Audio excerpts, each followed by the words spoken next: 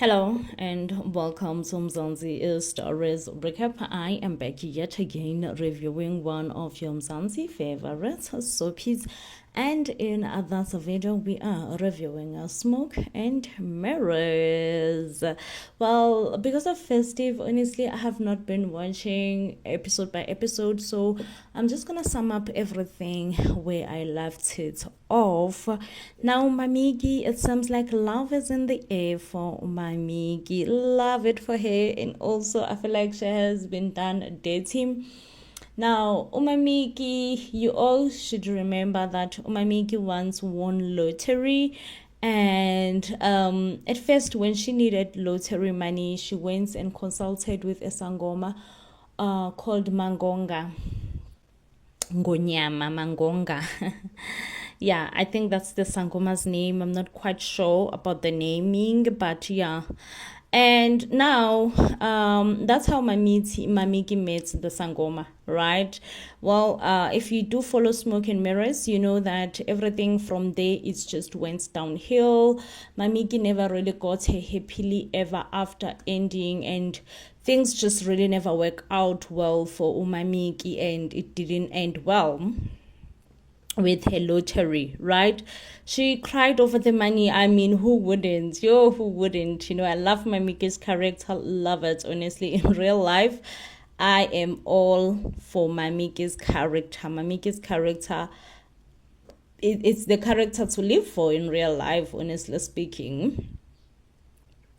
So Miki never got her happily ending when it comes to money. She moved on, life continues. Okay. Now, this is something new, okay? It's the very same sangoma that Miki consulted that's made her win all the money. He dreams, honestly, he dreams, guys. I saw it. He dreams of himself getting married to Miki. What? This is so crazy. And the crazy part is that the sangoma, guys, looks very, very, very, like really older than Miki. Really older than Miki. And I'm guessing that he also didn't know what to do, and he just decided, because you know what, let me just approach Miki and tell Miki straight up that I had a dream, and in my dream we were getting married. I mean, this shocked Miki because I feel like Miki considered him as a father figure, someone to be respected, umakhosi and all that, but now the news is they have to get married, and it's a big news, it's a big shock, it's a big shift, and whilst they are all busy considering getting married, and not considering, I'm sorry, but the man is very much persuading, Miki is shocked. Miki is like, this is not it just cannot be true. She does tell Leroy about it. I mean, Leroy is just laughing it off, making it even more annoying for Miki, the fact that Leroy is just not taking it serious and just laughing it through with yo Miki. I just cannot believe that you are going through that right now. Of course, Miki becomes even more annoyed, like, bro, take me serious. I mean, I'm having a problem of my life right now, and I need help. To make things worse, the Sangoma Makosi keeps on stalking Miki, shows up at Miki's workplace in the salon that is owned by Leroy, sends presents. Yo, guys, in presents, yes, Sangoma. It took me off, honestly. It's more like we ingredients, He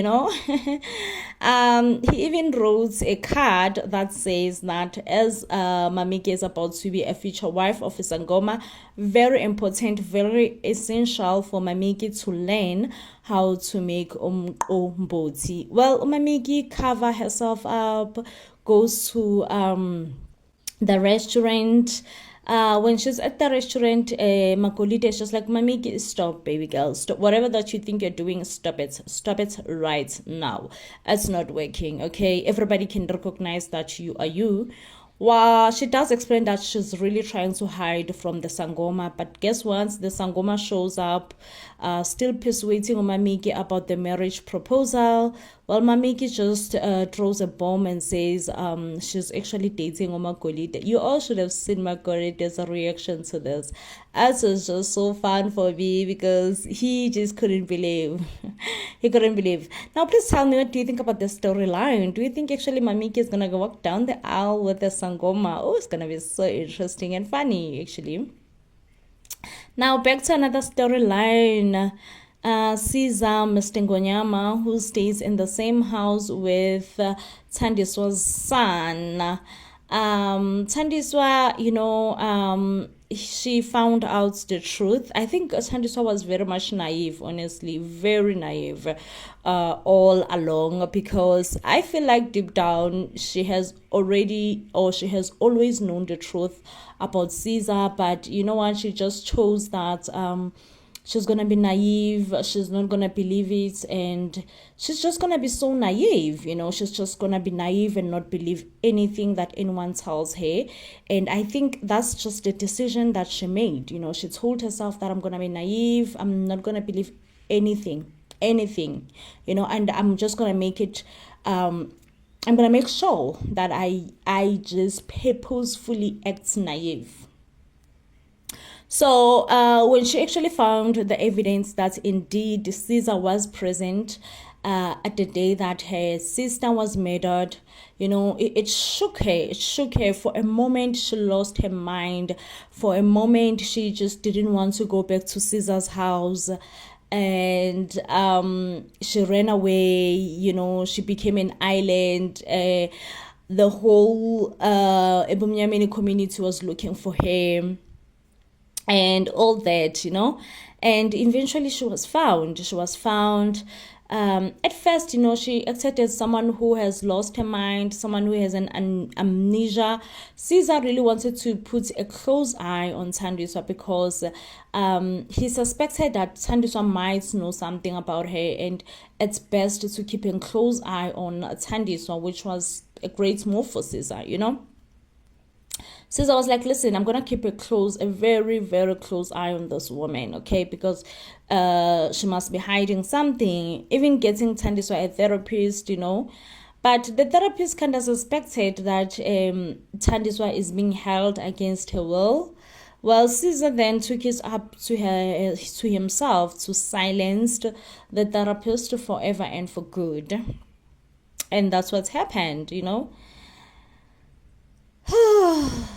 Sana, it's a lot when it comes to Tandiswa, and it's triggering me at some point. I don't know why, but yeah. And then eventually Tandiswa was admitted to the hospital because everybody just felt like she is losing it, especially Caesar, who also worked so hard in trying to convince Tandiswa's son, Pendulo, that listen, I love your mom, I care about your mom. She's one of the most important things in my life right now. But I feel like what's best for her right now is to be admitted in the hospital because honestly, your mom is not herself. She's not okay. She is losing it. When Tandiswa learns that her son, Pendulo, is in the house with Caesar, of course, she panics. She feels like it's not safe from Pendulo. She feels like she should go and protect her son. Any mom would do that, honestly. So, Caesar also have Ncuka. We all know Ncuka, the famous Ncuka. Ncuka is suggesting that maybe Utandiswa needs to be silenced forever and for good. Turns out Caesar still have a heart and a soul and a conscience because that's not what he wants to do. He does not want to silence Caesar for good and forever. He keeps on just telling himself that no, that's not what I want to do. I don't want to silence my wife. At the end of the day, she's still my wife. I married her. I loved her dearly at some point, and I just wouldn't talk about her like that. Okay.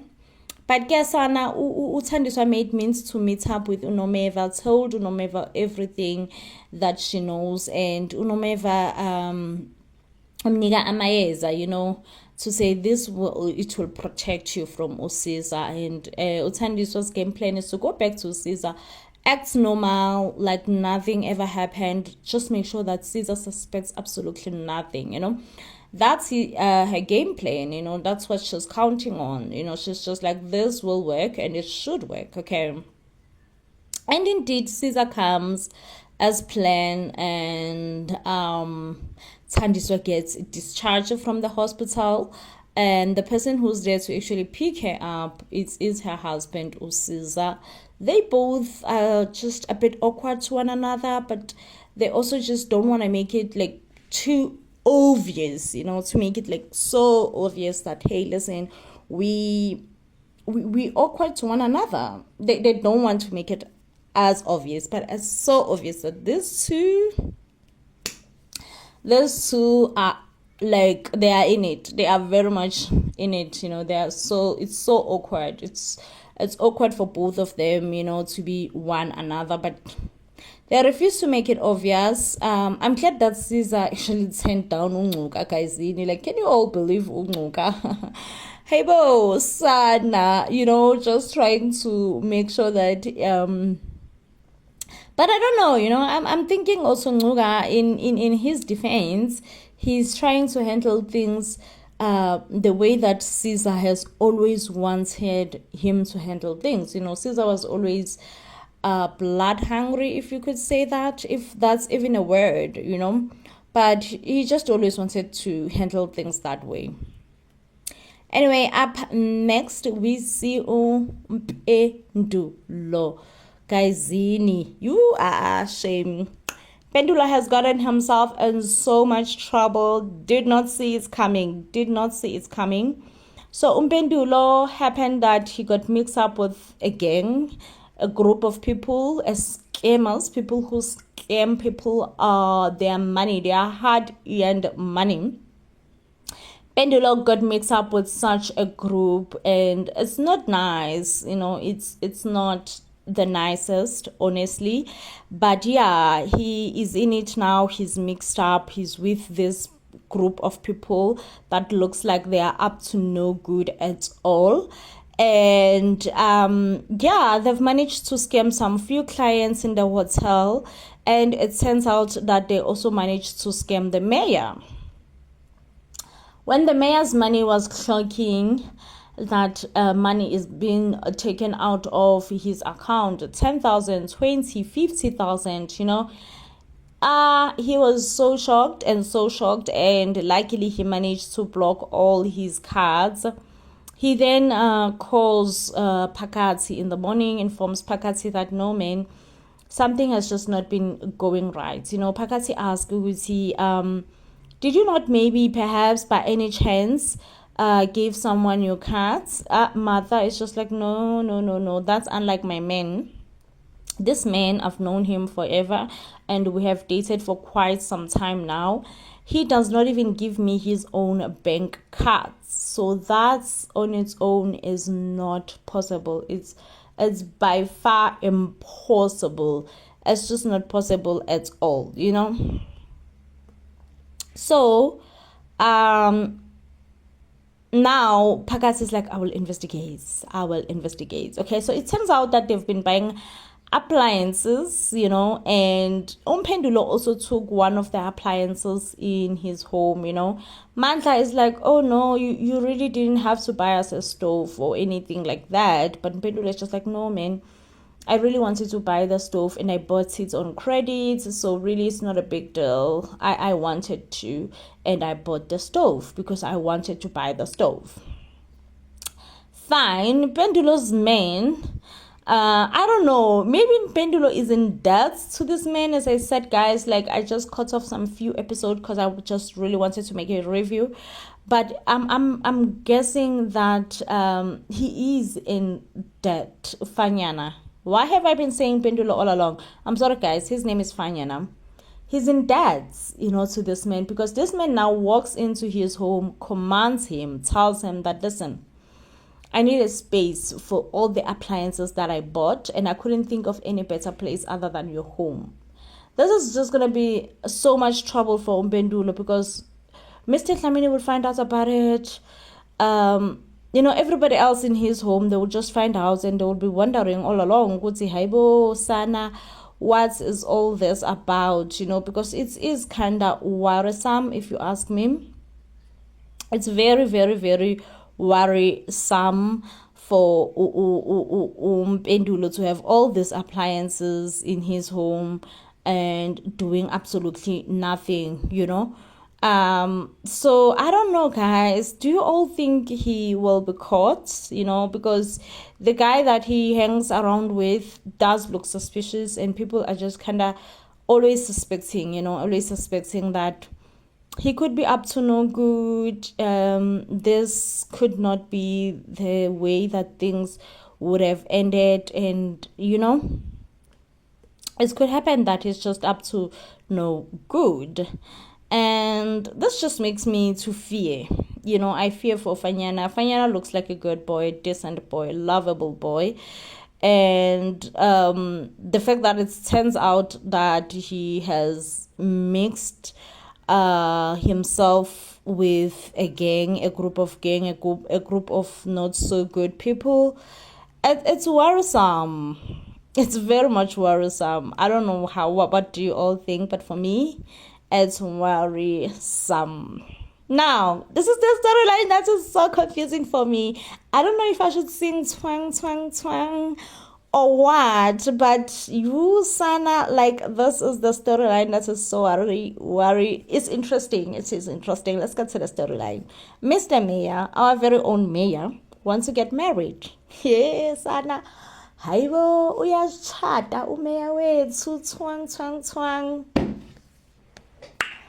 Our mayor wants to get married, right? Right. That's great news. It is. It should be great news. He went ahead, told Caesar about it, said, listen, I want to get married. I'm going to pick up the ring. It's a done deal. Ndianyala. Ndianyala, I'm getting married, right? Right. He went ahead, very nervous, picked the ring. And even Caesar is amazed with Haibo Jackson, this is you right now, you getting married. I honestly have always thought, just in our group of friends, you are definitely one person who will never ever get married. Well, Jackson says he surprised himself, okay, because also he has always thoughts the same thing, because he will just never, he's not the man, he's not cut out for walking down the aisle. It's not what he is cut out for, walking down the aisle is not for him.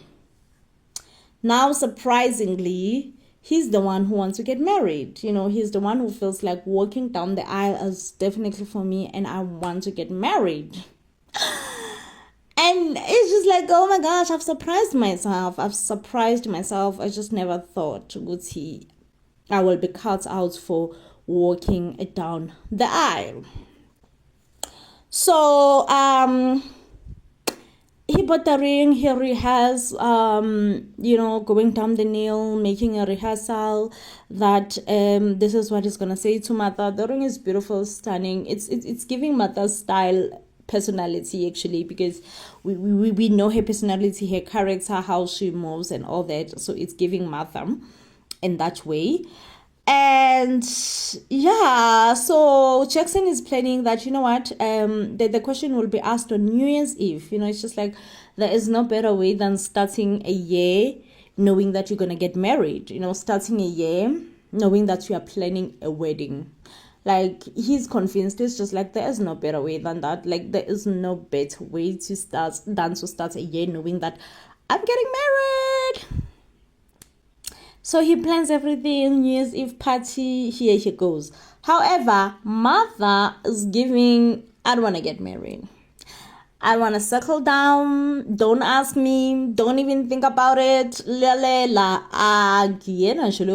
Don't even think of playing like that. Don't, that's the vibes that Martha is giving Jackson currently right now. So of course it's not the greatest, I know Jackson also is just, I don't know, Martha, man, is just not being a good person towards Jackson right now. I must say, Martha, It's not giving I'm a good person at all. It's giving don't even think about it. So it happens that on New Year's Eve, Jackson actually lost the ring. Jackson was so nervous. The ring was lost. Jackson wanted to pop the question, and Jackson ended up never asking Martha to marry him. I don't know how I feel. I don't know how I feel about the fact that the question was never asked, because Jackson was never asked. Martha also was just like, don't even think about it. But the fact that Jackson was actually willing to give it a shot, Sana, it makes me happy. It makes me so happy and so fulfilled that Jackson was actually willing to give it a shot. Anyway, that's definitely the end of our review. If you do love and enjoy our reviews, you will give this video a huge thumbs up, and I will see you on the next one. Till then, please do stay blessed.